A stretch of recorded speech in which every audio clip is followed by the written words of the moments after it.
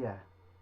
Soterologia é a ciência teológica que estuda a doutrina da salvação. Por isso que a palavra soterologia tem o seu radical soter, que significa salvador, do latim. E uma curiosidade, por isso que quem nasce em Salvador, Bahia, é soteropolitano, né? Ou seja, a cidade do Salvador. Mas sobre essa questão da soterologia ou do estudo da salvação, nós vamos falar sobre salvação passada, salvação presente e salvação futura. O que é isso, hein? Veja bem que nós convivemos com isso. Aquele que já entregou sua vida a Jesus como Senhor e Salvador, necessariamente vive esses três momentos. Então veja só que a salvação passada se refere àquele dia em que cada um tomou a decisão de entregar sua vida a Jesus, para Jesus ser o seu Senhor e o seu Salvador. Todos precisam ter na sua vida esse ponto, esse momento. Você tem que lembrar que, olha, um dia eu decidi entregar minha vida a Jesus Cristo como meu Senhor e Salvador, porque isso precisa ter um marco inicial na nossa vida. Às vezes você já pensa como filho de Deus, mas ainda não tomou essa decisão, não confessou. Por isso que a Bíblia fala em Romanos 10, 9 e 10, fala assim que se com tua boca confessares a Jesus como Senhor e no seu coração creres que Deus o ressuscitou dos mortos, será salvo. Porque com o coração se crê para a justiça e com a boca se confessa acerca da salvação. Então, a salvação passada, ela é um marco inicial. Ela tem uma data, ela tem um período, ou pelo menos teve uma experiência na sua vida, uma ocasião em que naquele tempo você disse, olha, foi naquela ocasião que eu entreguei minha vida a Jesus Cristo, para Ele ser o meu único e suficiente Senhor e Salvador. Essa é a salvação passada. Todos nós precisamos ter esse marco. Se você não tem ainda esse marco na sua vida, que é o início, o princípio de um relacionamento com Deus, como filho de Deus, como salvo, tendo a Jesus como seu Salvador, é necessário então que nesse momento você tome essa decisão. Peraí, eu preciso então agora dizer, Senhor Jesus, eu te recebo agora como meu Senhor e Salvador. Eu te entrego a minha vida. E nesse momento você passa a ser templo, habitação do Espírito Santo. Porque a Bíblia diz que no momento em que nós cremos, nós somos selados com o Espírito Santo da promessa. E isso significa que passamos a ser uma propriedade de Deus, em que Ele nos comprou das trevas e nos trouxe para a sua maravilhosa luz. É o que diz a palavra de Deus acerca da salvação passada. Agora tem a salvação presente. O que é a salvação presente? A salvação presente é a manutenção da salvação. A salvação ela é um ato. No momento em que você entregou sua vida a Jesus como Senhor e Salvador, se arrependeu dos pecados, se converteu, mudou de direção, mudou de vida, agora você caminha em direção ao propósito de Deus, à vontade de Deus, à palavra de Deus. Se você agora caminha nessa direção, quer dizer que a partir desse ponto, nós vamos agora desenvolver a salvação. Então, a salvação é um ato, você está salvo quando confessou a Jesus, se converteu, foi selado com o Espírito Santo. Agora é a salvação presente. A salvação presente, ela é feita por meio da manutenção da fé. E a manutenção da fé, ela tem pelo menos 3 pontos principais de seu suporte e amparo. Ela tem o ponto principal, quando você ora, quando você lê a Bíblia e quando você se congrega.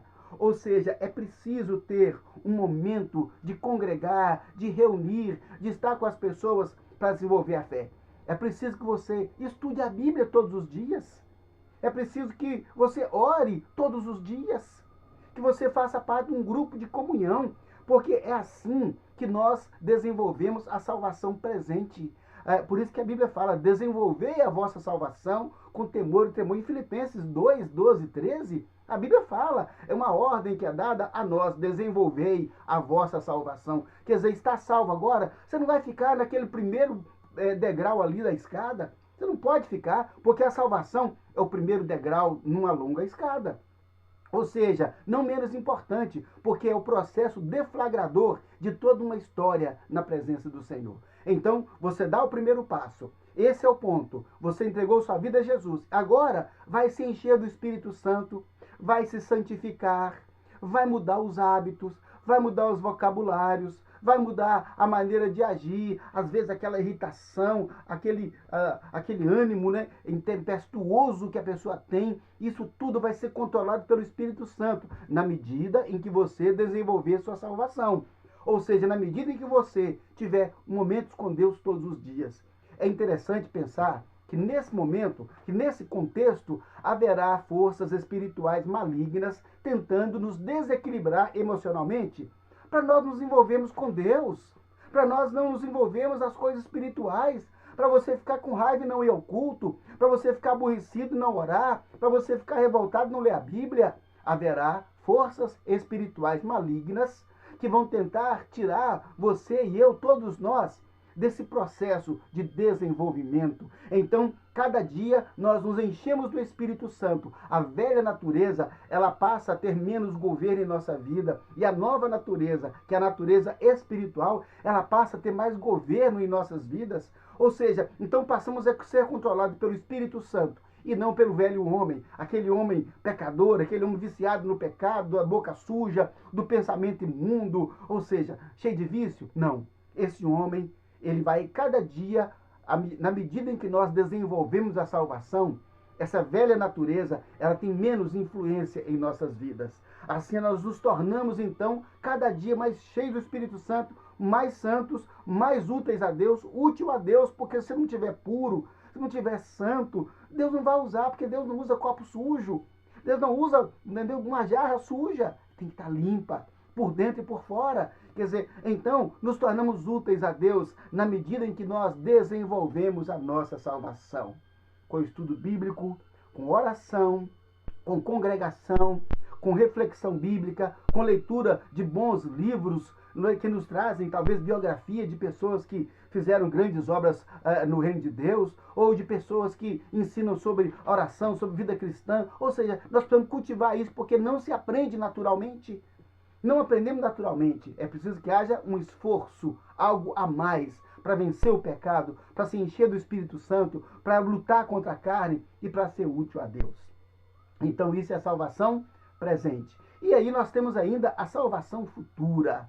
O que é a salvação futura? Então, a salvação passada, o dia em que nós nos convertemos a Cristo. A salvação presente é a manutenção da nossa salvação feita no dia a dia por meio das práticas das disciplinas espirituais. E a salvação futura se refere àquele dia glorioso, interessante que a Bíblia fala, aquele dia, não é? Ou seja, um dia aí com D maiúsculo, porque é o dia em que Jesus Cristo finalmente virá buscar, arrebatar, levar a sua igreja. Isso é a salvação futura. Então veja bem que na salvação passada, nós estamos de olho na salvação futura. Na salvação presente, estamos de olho na salvação futura, porque é o nosso destino.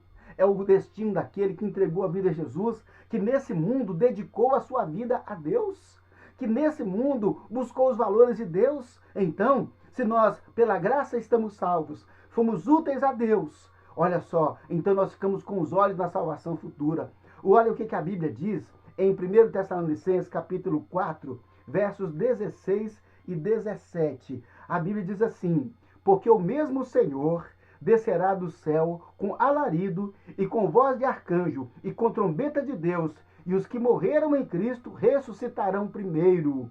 Depois nós que ficarmos vivos seremos arrebatados juntamente com eles nas nuvens, a encontrar com o Senhor nos ares, e assim estaremos para o Senhor todo sempre, para todo sempre. Ou seja, acabou. Graças a Deus, novo céu, nova terra. Estaremos com o Senhor para sempre, num lugar que não vai haver choro, nem pranto, nem dor, nem angústia. E a Bíblia fala que a mente não imaginou, o ouvido não ouviu, os olhos não viram, não passou pela mente de ninguém exatamente aquilo que Deus tem preparado para aqueles que o amam. É fora da nossa realidade, não tem nada nesse mundo que se possa comparar. Por isso que o Apocalipse fala sobre ruas de ouro, né, coisas preciosas, porque para a gente ter uma ideia muito remota do que será aquele lugar, a nossa salvação futura, a nossa ida com Jesus Cristo para todo sempre. Então, meu querido, você precisa estar nesse trilho. Você precisa estar nesse processo de crescimento espiritual, de desenvolvimento espiritual. Aí sim, nós vamos ser úteis a Deus E você vai ver como é que o Espírito Santo vai nos usar. E nós faremos coisas extraordinárias no reino de Deus, para a glória do nome de Jesus. Vamos orar? Se você ainda não tomou a decisão de receber Jesus como Salvador, que é a salvação presente, que é o princípio do processo, vamos fazer isso agora? Vamos agora entregar a vida a Jesus? Confessa isso agora a Jesus Cristo. Ele está vendo, o Espírito Santo está vendo, daí com você agora. E vai transformar a sua vida. E você passa a ser salvo. Ah, mas e os meus pecados? Ele fala, dos vossos pecados não me lembrarei e nem deles farei menção, porque o sangue de Jesus te purifica de todo pecado. Acabou, lavou, não tem mais nada para acusar. Nenhuma condenação há para os que estão em Cristo Jesus. Essa é a palavra de Deus, é a verdade do Senhor. Vamos orar? Pai, em nome de Jesus, te damos graças a Deus porque Jesus Cristo é o nosso Salvador.